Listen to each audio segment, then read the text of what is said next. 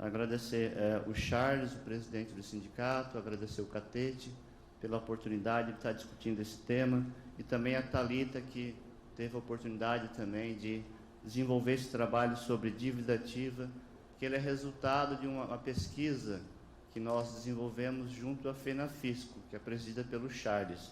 Então eu vou trazer aqui um pouco dos resultados da pesquisa que eu e a Thalita, ao longo de 12 meses, desenvolvemos para a federação. Claro que nós vamos, nessa apresentação, também fazer um recorte específico do estado do Pará. O título aqui é um título um pouco provocativo, é o lado avesso da dívida ativa.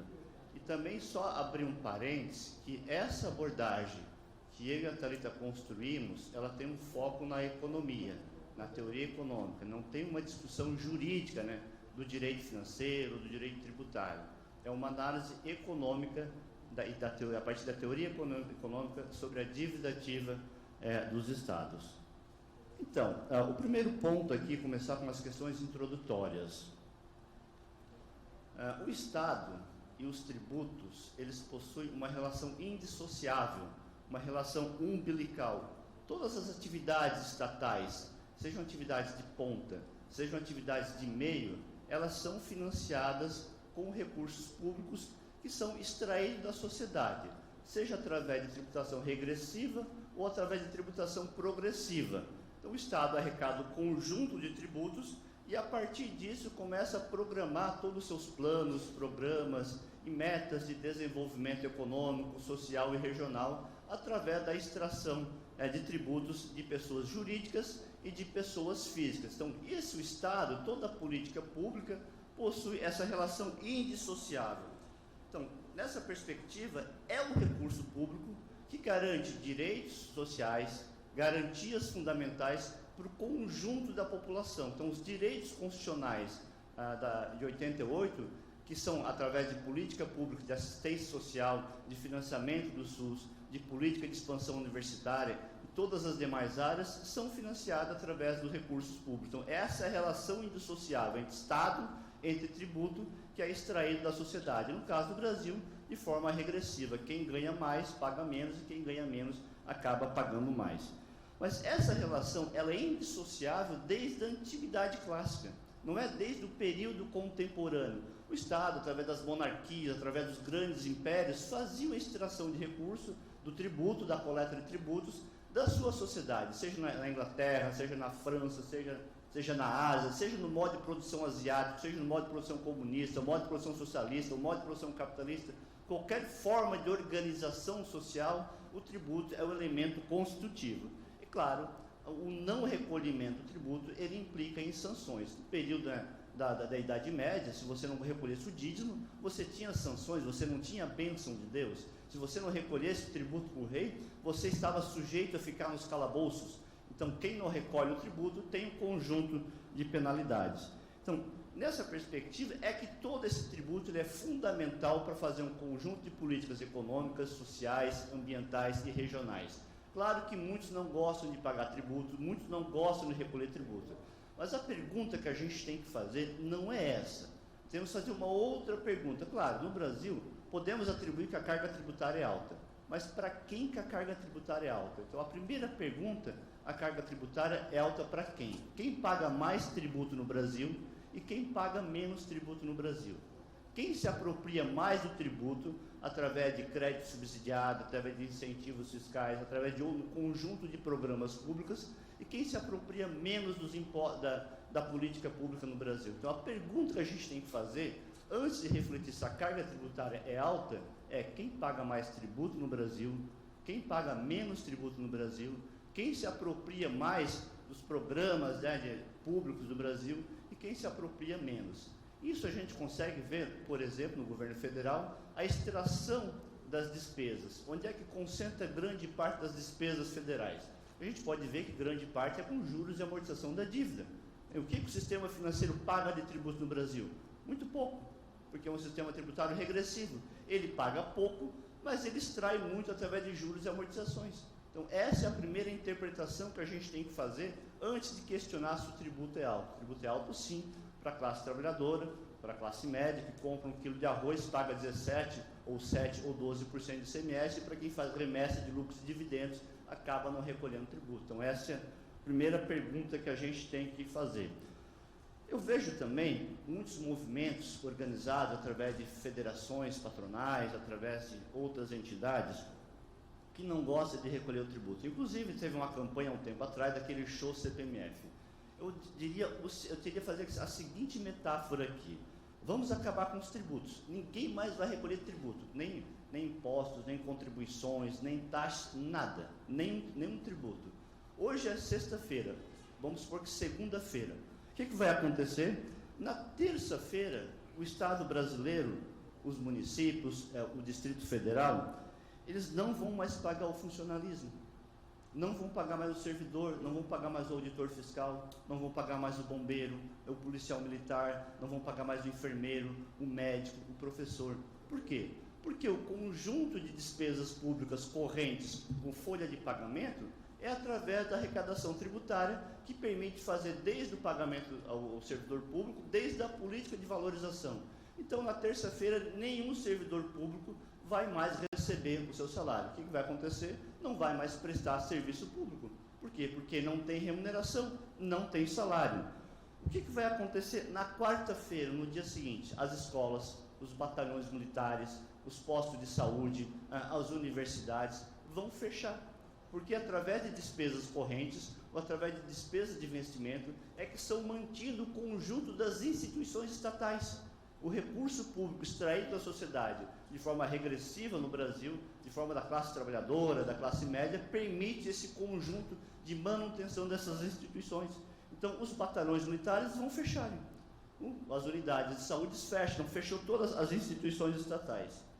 Na quinta-feira, no dia seguinte, o que vai acontecer?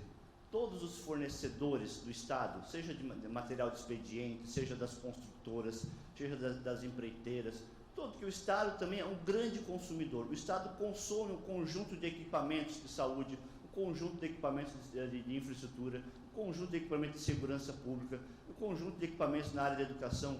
Todos esses fornecedores que fornecem desde o computador, desde a munição, desde o quadro, não vai mais receber, porque é a arrecadação tributária que permite o Estado pagar os seus fornecedores, desde motoniveladoras de máquinas e equipamentos, não vão mais receber o tributo.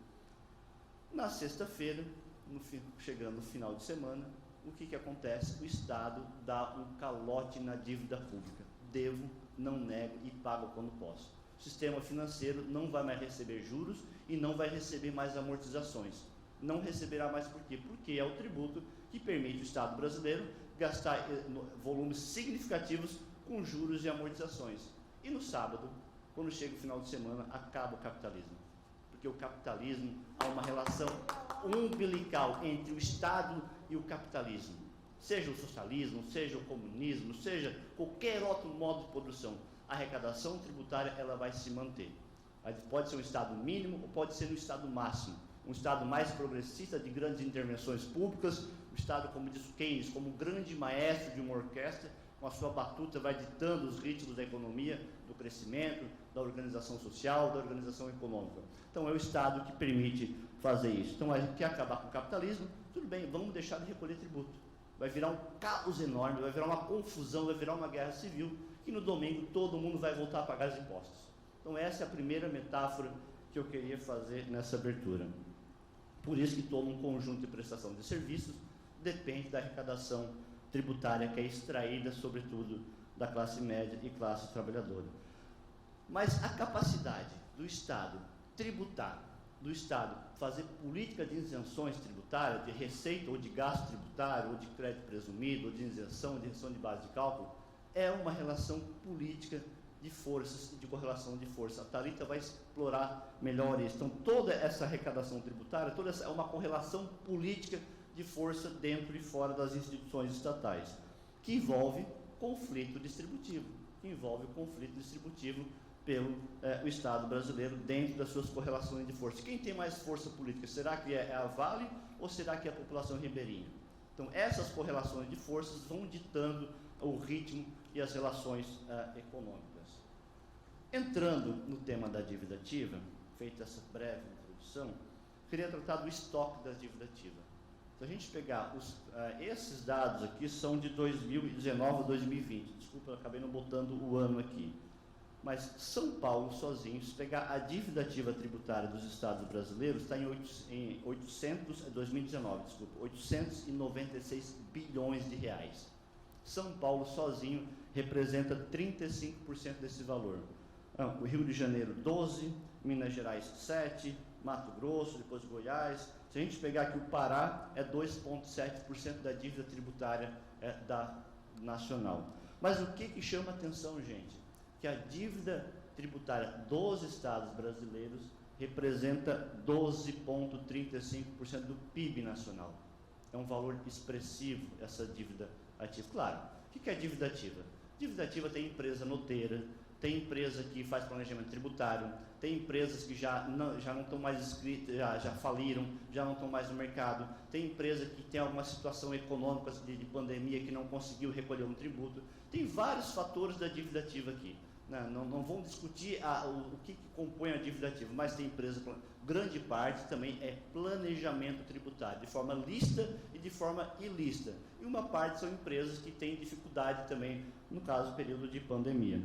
Mas se a gente pegar a dívida ativa tributária da União, ela dá 41% do PIB. E se nós pegarmos a dívida ativa tributária dos municípios, dá mais 6% do PIB. Então, a dívida ativa dos 3 entes da federação é 50% do PIB. E aí, como conversei com o Charles, a gente tem uma preocupação muito grande com a dívida pública. Quando tem dívida pública, você faz austeridade fiscal, você faz ajuste nas despesas correntes, você faz retirada de direitos sociais, retirada de garantias fundamentais, todo um conjunto de políticas institucionais para honrar os compromissos com a dívida pública. E quando você tem dívida ativa, você não tem o mesmo tratamento quando você tem dívida ativa em relação à dívida pública. São tratamentos desiguais. Por quê? A dívida pública é a riqueza privada e a dívida ativa é a riqueza pública. São inversos. Quando a empresa deve para o Estado, aquilo é uma riqueza pública. E quando o Estado deve para o privado, é uma riqueza privada. Então, nessas perspectivas, mas se a gente pegar 6 estados brasileiros, a dívida ativa junta deles soma aí 70%. Está concentrado em grandes e poucos estados, sobretudo no estado de São Paulo. O outro indicador aqui, que nós trabalhamos, eu e a Thalita, que é o estoque da dívida ativa em relação ao PIB. Se nós pegarmos, no caso do Pará, se pegar o PIB do Pará e pegar a dívida ativa do Pará, claro, a dívida ativa bruta, sem selecionar o que é planejamento tributário, o que é empresas que já não estão mais no mercado, o que é dificuldade, mas dá 13% do PIB. Por exemplo, Mato Grosso, a dívida ativa relacionada com o PIB, 33%, Goiás, 22%, Sergipe, 18%. Então, a gente percebe que os estados brasileiros acumulam dívida ativa tributária de forma significativa. E esses estoques, eles vêm de forma sistemática, crescendo. A gente pegou 2015 até 2020. A gente vê uma evolução muito grande dos estoques da dívida ativa. E aí, muitos economistas manifestam preocupação com a dívida pública, mas poucos economistas se manifestam preocupação com a dívida ativa. A gente vê, inclusive, a Instituição Fiscal Independente do Senado, que está constantemente lançando nota da preocupação da dívida pública com a questão do teto do gasto, com outras questões para fazer ajustes e manter as despesas. E o que a gente vê da dívida ativa? Não tem um estudo que a gente pegou de fôlego, que nós fizemos em Atalita, uma pesquisa, que trate a dívida ativa numa perspectiva econômica. Tem muitos estudos na parte jurídica, mas na parte econômica nós não encontramos esses estudos. Agora, outro ponto aqui, receita própria de impostos, aquela receita com ICMS, PVA, no caso do Pará e TCD. 26 estados da federação, a dívida ativa, mais o Distrito Federal, tem uma relação superior a 50%. Por exemplo, Mato Grosso, a dívida ativa de Mato Grosso é quase 300% superior à arrecadação própria do estado. Se nós pegarmos do Pará, é 172%. Então, ou seja, a dívida ativa supera a arrecadação própria dos estados. Então, 14 unidades da federação, a dívida ativa supera a arrecadação de impostos, com destaque para o Distrito Federal, Rio de Janeiro e Mato Grosso. Apesar da crise fiscal das unidades da federação, a necessidade de diminuição dos gastos, reformas e ajustes fiscais para que possam equilibrar as contas públicas, existe um índice no balanço patrimonial, a dívida ativa, que tem aumentado de forma bastante expressiva. Então, qual é a forma que a gente vê também, mais à frente a gente vai abordar, da dívida ativa? São os sucessivos refis, que é os programas de recuperação fiscal que você faz para a dívida ativa. Mas a gente vê que tem empresa que ela é beneficiária de 1, 2, 3, 4, 5 refis. Uma empresa, ela tem refis no Pará, tem refis no Mato Grosso, tem refis em São Paulo, tem refis no Rio de Janeiro, tem refis quase na totalidade do território nacional. E sem contar que ela tem sucessivos refis. No estado do Pará, por exemplo, o que a gente verifica aqui nesse trabalho da FENAFISCO? Inclusive, a gente tem que elogiar o estado do Pará, porque com poucos estados da federação disponibilizam a dívida ativa tributária em seus portais. Se você entrar no site da Secretaria de Fazenda, você vai encontrar a lista dos devedores. São poucos estados que têm isso, acho que é Santa Catarina, Pará, Rio Grande do Sul e outros estados. A sua ampla maioria não divulga quais são os maiores devedores ou quais são os menores devedores do estado do Pará. Aqui apenas uma empresa, ela tem uma dívida de mais de 3 bilhões, depois a gente vê a Vale, vê a companhia, vê a Ambev, por exemplo. A Ambev, nesse trabalho que nós fizemos para a FENAFISCO, nós conseguimos reunir os 17 a lista dos 1.000 maiores devedores de 17 estados da federação. A Ambev, ela tem dívida ativa nesses 17 em 14. Outras grandes empresas, como TIM, como Claro, essas telecomunicações, têm dívida ativa em 8, 9, 10, 11 estados. São grandes empresas que operam no mercado regional, que operam no mercado nacional e no mercado internacional, que têm dívida ativa. Nesse caso, o que a gente pressupõe? Que é planejamento tributário. Não pode ser uma dificuldade econômica devido ao ciclo econômico, mas a grande parte é relacionado a planejamento tributário. Então, poucas empresas, a gente pegar aqui a lista de 15 empresas, devem aí 8 bilhões e 600 milhões. Mas o que a gente verifica também nessa dívida ativa? No caso da Serpasa, essa tabela ao lado aqui mostra a dívida ativa dela com a União. Ela deve para a União também mais de 1 bilhão. Então, se a gente fizer um cruzamento de empresas que têm dívida com o fisco estadual, que tem dívida com a União, ela aumenta de forma significativamente. Então, no caso, a dívida de uma empresa do estado do Pará, ela sai de um pouco mais de 3 bilhões para quase 4 bilhões e meio de reais, uma única empresa. Então, é um valor muito significativo, muito expressivo, e esses recursos deixam de entrar no Tesouro do Estado, e deixando de entrar também deixam de ser convertido em políticas públicas, desde política pública de infraestrutura, de valorização do servidor público, de expansão da rede de ensino, de expansão dos programas assistenciais, de expansão, sobretudo em período de pandemia, da atenção básica de média complexidade, de baixa complexidade na área de saúde, porque esses recursos públicos que permitem o Estado planejar, fazer programas, metas de um conjunto de políticas públicas. No caso da Ambev, no caso da Vale, a dívida ativa dela com a União e junto com outros estados da federação, sobretudo Pará e Minas Gerais, ela supera aí uma casa dos 40 bilhões. Então, é uma dívida ativa enorme, uma dívida ativa gigantesca, e aí, inclusive a Thalita vai explorar mais, isso é uma relação política de poder. São relações de poder. A dívida ativa, ela é determinada por e a partir de relações públicas de poder. Por exemplo, no estado de Santa Catarina, um estado relativamente pequeno, de 1,1% do território nacional, 97% das empresas que estão instaladas no território catarinense, que estão na junta comercial, recolhem seus tributos em dias. Apenas um percentual muito pequeno não recolhe em dia. E apenas um percentual mais pequeno ainda está inscrita em dívida ativa. Então, a dívida ativa, sobretudo os grandes volumes, está concentrado em grandes empresas. Eu lembro da aula do professor Beluso, na Unicamp, ele falava assim: olha, gente, o capitalismo é coisa para poucos. É coisa para poucos e grandes. Então, o ritmo da acumulação, as relações políticas, os lobbies são definidos pelas grandes empresas. As pequenas empresas, o lobby político, as relações políticas são muito, muito fracas. Então, nessa perspectiva, o que a gente verifica, poucas e grandes empresas, são através das suas relações políticas de poder. O fundo público, ou orçamento público, é uma alavanca de Arquimedes, que é uma catapulta, que impulsiona ações dos barões da dívida. Barões da dívida, que é o trabalho que nós fizemos para a FENAFISCO, inclusive tem um site. Barões são aquelas empresas privadas que devem acima de 1 bilhão, criando condições financeiras para dilapidação do patrimônio público e prejuízo à sociedade, como, por exemplo, a dívida ativa.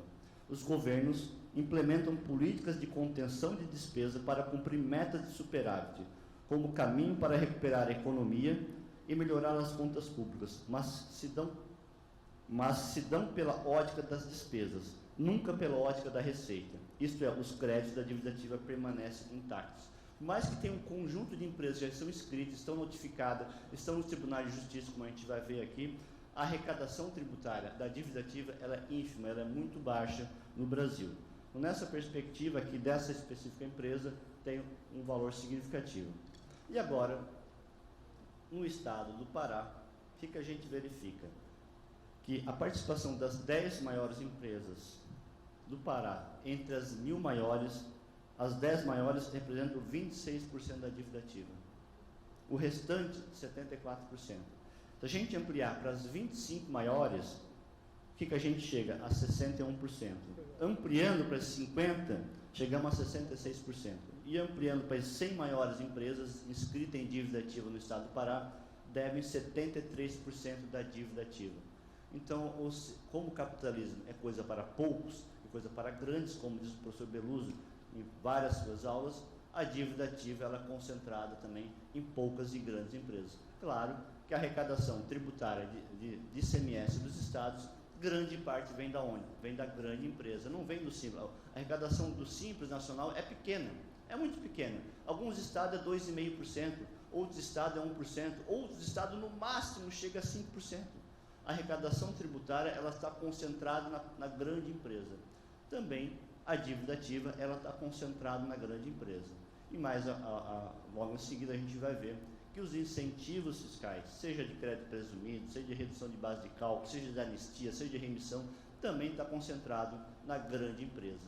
Por quê? Por causa das suas relações políticas de poder. Então, a dívida ativa concentra na sua grande empresa, que 10 empresas devem o valor de 26%. Se a gente se reduzir ainda para 5 empresas, a gente vê um percentual ainda.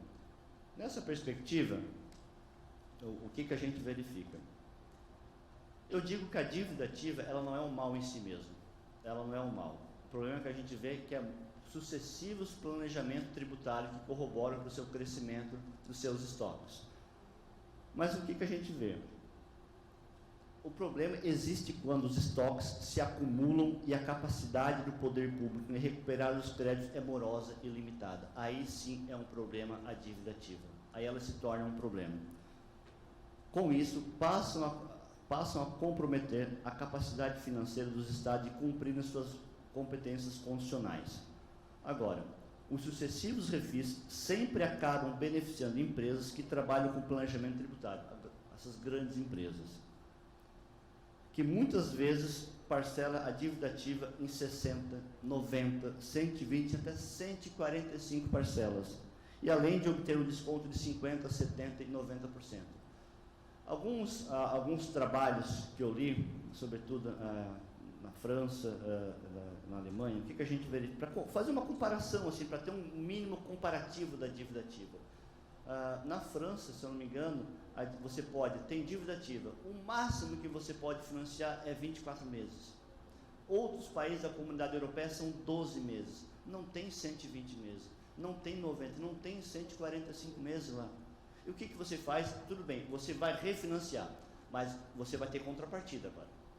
O Estado vai renunciar, você vai ter um desconto, você vai ter um perdão, mas qual é a contrapartida que você vai dar? você vai ter que aumentar seu faturamento, você vai ter que construir uma nova planta industrial, você vai ter que conquistar novos mercados, você vai ter que contratar novos trabalhadores, você tem que uma contrapartida da empresa, porque é um recurso público transferido para a iniciativa privada. Então tem que ter a contrapartida da iniciativa privada para aquele que o Keynes fala, aquele efeito multiplicador da economia de emprego e renda e desenvolvimento. Então, nessa perspectiva, hoje no Brasil, são muito poucos as exigências dessas contrapartidas. Então, à primeira vista, o recebimento dos débitos tributários atrasados, através de parcelamento de refis, representa uma oportunidade de o governo aumentar suas receitas e diminuir suas dívidas tributárias.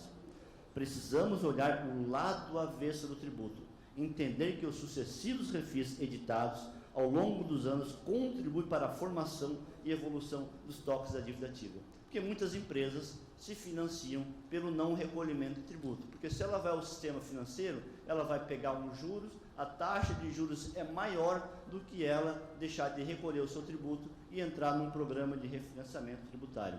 Não é o refis que contribui para a recuperação fiscal, e sim o refis que contribui para o crescimento dos estoques fiscais. Isso é olhar pelo lado avesso. A gente tem que ter uma visão da totalidade, não apenas da parte, porque aqui eu tenho uma visão do auditório, quando eu vejo para esse lado aqui, eu tenho outro tipo de visão, aqui outro, e para esse lado outro. Então temos que olhar a totalidade. Olhar a totalidade é ver o movimento da contradição, é ver as contradições capitalistas que estão no não recolhimento do tributo que é dado pelas suas relações políticas de força. O crescimento da dívida ativa constrange todas as demais políticas públicas, acaba aguçando as múltiplas desigualdades sociais, tornando as metas, estratégias e objetivos de justiça tributária cada vez mais distantes.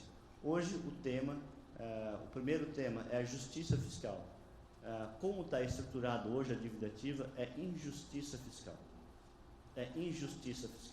Desenvolvimento, a gente vê, é um desenvolvimento do subdesenvolvimento. O país, dentro de uma divisão internacional do trabalho, é um país da periferia, é um país subdesenvolvido, e a dívida ativa, essa acumulação de estoques, corrobora com a perpetuação do subdesenvolvimento do Brasil. Se é um desenvolvimento, ele é um desenvolvimento desigual.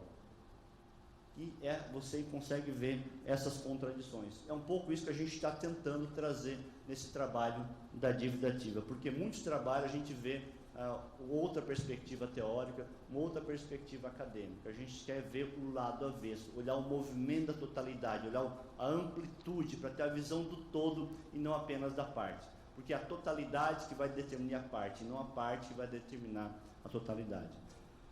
E aqui a gente verifica a recuperação fiscal, por exemplo, no estado do Pará. O último dado que a gente tem no SICONF 2017. Do montante da dívida ativa do estado do Pará, apenas 0,60% foi recuperado em 2017. 2016 um pouco mais, 2015 um pouco mais, e assim a gente tem um pouco aqui a média nacional. Então, além de tudo, a dívida ativa, ela implica em desvinculação de receita constitucionais. Nós temos as vinculações constitucionais com saúde, com educação. Quando você menos arrecada, você interfere também no pacto federativo. Nós temos 144 municípios do estado do Pará, se não me engano. Então temos um pacto federativo. Na distribuição do ICMS, quando a empresa não recolhe o ICMS, além de interferir em programas de educação, programas de saúde pública, também interfere direto no pacto federativo. Então ela não está apenas fazendo planejamento tributário, não está apenas interferindo em programas sociais, mas no pacto federativo do conjunto da nação, interferindo nesse desequilíbrio que acaba representando. Então, a cobrança do tributo representa a principal fonte de receita da União, dos estados e dos municípios, de modo que a efetivação dessa garantia depende da eficiência dos instrumentos de arrecadação, não depende do conjunto do fisco. Ampliou o grau de exploração privada do fundo público das economias estaduais, gerou acumulação e valorização sem que signifique uma ampliação qualitativa da produção e da circulação de interior de mercadorias, porque a dívida ativa, em casos específicos de grandes empresas, não gerou mudança estrutural, mudança qualitativa na economia nacional. Gerou acumulação, gerou valorização, gerou distribuição de lucros, dividendos, até porque nós estudamos vários balanços de empresa, a Thalita leu vários balanços de grandes empresas, e uma parte do lucro vem da onde? da dívida ativa, de questionar da cobrança de tributos, sobretudo no Supremo Tribunal Federal. Então, ganho de causa, sobretudo a retirada do PIS/COFINS, o ICMS da base do PIS/COFINS. Então, muitas empresas têm seus lucros extraordinários através do não recolhimento do tributo do planejamento, seja de isenções fiscais ou seja de dívida ativa. Por isso que há uma relação indissociável entre o Estado, entre o tributo, que o tributo é arrecadado a pessoas físicas ou pessoas jurídicas. Grande parte vem da pessoa jurídica. O próximo aqui, o que a gente verifica, né? Se a taxa média de recuperação dos créditos fiscais das unidades de federação tivesse sido 2,5 e não 0,60 em 2007, ou ao invés de ser 0,1, o valor recuperado passaria de 5 bilhões para 21 bilhões. Então, se aumentasse um pouco essa recuperação fiscal, aumentaria de forma significativa a arrecadação tributária. E se, quiçá, conseguisse recuperar 5%, aquele valor teria sido de 42 bilhões. Mas isso envolve relações, então, um conjunto de processos jurídicos nas procuradorias, né? Se em 3 anos, 15, 16, 17, a média do valor recuperado fosse de 2,5, ao invés do Estado ter arrecadado 13 bilhões, teriam arrecadado 53 bilhões. Então, mais do que realizado. Então, o esforço fiscal, a gente vê muita política de ajuste fiscal, de controle de despesa, de teto de gastos, mas e a dívida ativa? Qual é o programa? Inclusive, os Profisco 2 envolve lá a questão de dívida ativa. Então, isso a gente não vê. E, além do mais, o que está se colocando como solução agora para o período presente? Que, inclusive, a Maria Lúcia Fatorelli trabalha muito bem, que é a securitização da dívida ativa. O Estado tem uma empresa que tem uma dívida, ela vai vender essa dívida com um deságio aí de 70% para uma financeira, para uma seguradora, para um banco, que vai comprar essa dívida ativa com um deságio enorme e lá na frente vai recuperar. Vai vender uma dívida ativa quente, que sabe recuperar com deságio e vai gerar mais acumulação, mais valorização de poucas e grandes empresas ligado ao setor financeiro. Então, o Estado tem um projeto tramitando já no Congresso Nacional para a securitização da dívida ativa. Acho que tem que ter muito cuidado, inclusive a gente explora esse tema no nosso trabalho. Aqui trata da judicialização. Aqui está o total das execuções fiscais pendentes em relação ao total de processos do primeiro grau. No estado do Pará, aqui a gente vê São Paulo, que é 64%, no estado do Pará é 25%. Então, há uma inefetividade fiscal na cobrança de crédito tributário. Os estados, por mais que se esforcem na cobrança, por mais que notificam, fica protelando uma morosidade que vai para a justiça e que acaba demorando, na sua média, 7 a 8 anos na cobrança fiscal. Muitas vezes essa dívida acaba caducando. Então, isso é ruim para o conjunto da política pública e, sobretudo, para o erário do Estado. Então, os processos de execução fiscal representam 39% do total de casos pendentes e 70% das execuções pendentes no Poder Judiciário, com taxa de congestionamento de 87%. Então, os tribunais de justiça estão abarrotados de processos de dívida ativa. Aí, por que não cobra? Por que é falta de pessoal? É falta de estrutura? É uma outra questão. A gente diz que tudo bem, tem falta de pessoal, tem falta de equipamentos, mas também tem relações políticas de poder. Por mais que os servidores públicos notifiquem e executem, é uma relação política de poder. Meu tempo está acabando aqui, já estou entrando nas considerações finais. Ainda que os devedores consigam fazer planejamento tributário, não se pode perder de vista que o orçamento estatal é a garantia fundamental para que o Estado possa assegurar minimamente a Seguridade Social e os investimentos públicos em obras e ações estruturantes. O planejamento tributário é inexequível com a busca de políticas sociais, regionais e econômicas de desenvolvimento que tenham combate às desigualdades em suas múltiplas escalas como norte político. Então, as condições de país periférico, subdesenvolvido, ela também tem relações com o não recolhimento de tributo. A relação de superexploração não só da força de trabalho, não só do trabalho, mas também dos estados brasileiros.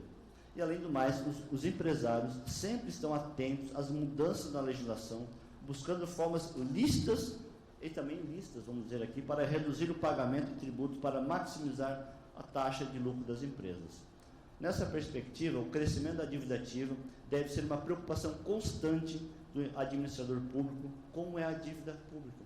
Então, tem que ter o mesmo tratamento tributário na dívida pública com a dívida ativa, porque, do contrário, os estoques vão aumentando de forma significativa e prejudicando o conjunto da coletividade.